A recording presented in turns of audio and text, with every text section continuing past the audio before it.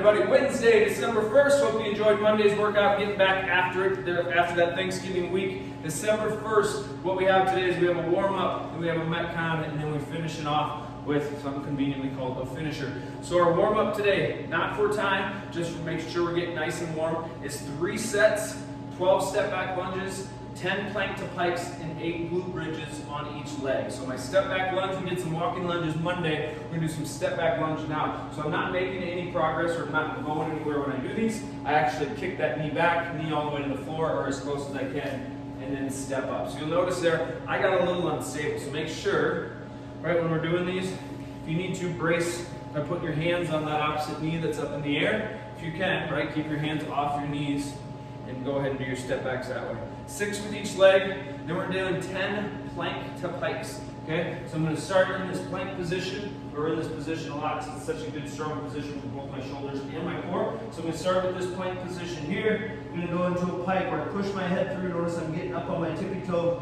really pushing those hips and those glutes up in the air, stretching out my hamstring, pushing that head through, which also stretches out my upper back. Bring it back down, that is 1. There is 2. Right? Make sure we're staying in that strong high plank position when I come back to that neutral. And then once I'm done doing there, I'm doing 8 glute kickbacks. Glute kickbacks look like this here. So I'm going to start on down on all fours, hands underneath my shoulders, knees underneath my hips. I'm going to drive that knee up towards my armpit, drive myself nice and big. Knee towards my armpit, drive myself nice and big. 8 on one side, and I'm going to go 8 on this other side here. If you feel confident, you kind of drive that big and you can create more of a movement that's just continuous there. So 3 rounds of those 3 movements. Then we're doing 2 rounds of 3 different movements and you're resting 3 minutes in between these. So the goal is to chase really high intensity. Try not to stop or slow down a ton. When you're working, you get a full 3-minute rest in between. Your time is going to include the rest. So what you're going to start off with is 50 air squats. Remember, with those air squats, chest is tall, hips are deep, feet are about hip width apart. So from the front angle, it looks like this guy here. From the side angle, it looks like this guy here. Things to try to avoid, right? Try to avoid dropping with your knees first. So I'm going to drive those hips back. So I'm going to hinge at the hips first, but I'm not going to let that chest cape. So it's not this thing here, or I'm not really squatting. Make sure we're trying to get as low as we can. If you can't get all the way to depth being your knees below, your hips below your knees, go as low as you can and remain consistent with it. Just because you get tired doesn't mean you get to cheat that depth. 50 air squats, 30 shot side-to-side shuffles, okay? So I'm going to try and stay in the video here. What this looks like here, stay in that power position, shuffle, shuffle, shuffle. That was 3, shuffle, shuffle, shuffle. That would be 6. So 3 each way, 5 each way. Maybe you have enough space, you can go 10 one way, 10 the other, and 10 back to where you started. Whatever that is for you, 30 side-to-side shuffles. Make sure we're staying low. The most common thing people do is we get a little tired and all of a sudden we're just standing up and doing some of this. Make sure you're staying in your power position and then finishing off with everybody's favorite 15 burpees. Chest and quads to the deck.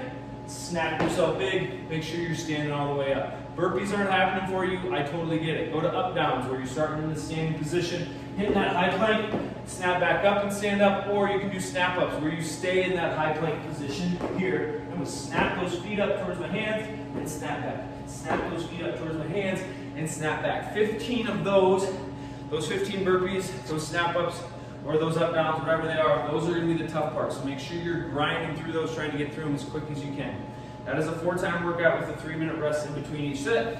The finisher for today is all about quality, so take the time that you need to get through this, okay? Make sure you're taking enough rest after the Metcon, that you're not having to break too much in the finisher because it's just all about quality, and it's really all about that core, so make sure that's where you're feeling it. So we're going to start off with a right plank. So you're going to be on, and I don't care if you do it up on your hand or your elbow, I prefer my elbow.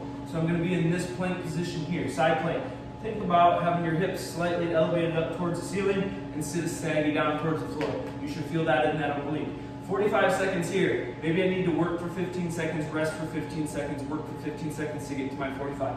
Doesn't make any difference to me. Once I'm done there, break if you need to, go straight into it if you can, right? Flip over to that left side. Give me 45 seconds of a plank here. Okay, make sure we're not getting saggy. Make sure we're not pointing too much.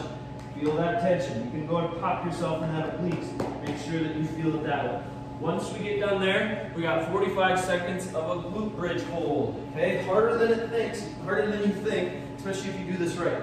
Feet about shoulder width apart there. I'm going to drive my glutes up towards the ceiling. Squeeze your butt cheeks as hard as you can. As soon as I get about 10 seconds into this, everybody has a tendency to start relaxing. Keep those hips up, squeeze that butt. I do these quite a bit, and this is even 45 seconds, and I'm probably going to have to take a little rest after 20-25 seconds before I pop back up there again to make sure I'm doing it right. The last movement that we have here is a dead bug hold. Dead bug hold, make sure we do it right. It's the last 45 seconds. Don't cheat it. Looking for your knees to be straight on top of your hips with a little separation in between here. Think about 3 to 4 inches in between my knees here.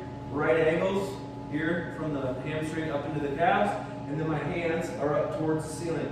Notice my shoulders are just a little elevated off the floor. 45-second hold right here. Breathe slow. Keep that heart rate down. If you need to, right, modify this. I can bring my hands down. I can bring my shoulders down if I really need to. Or I can start pushing those knees further away from me. But either way, it's all about the core. So 4 movements of 45 seconds. Your score on that guy is going to be the total time it takes you. So if you could do that unbroken, 45 plus 45 plus 45 plus 45 is 3 minutes. That would be the minimum time it would take you. I'm guessing some of you it might take you 6, 8, 10 minutes to get through that because you're going to have to be rested. So warm up, conditioning, and finish your day. Hope you enjoy it.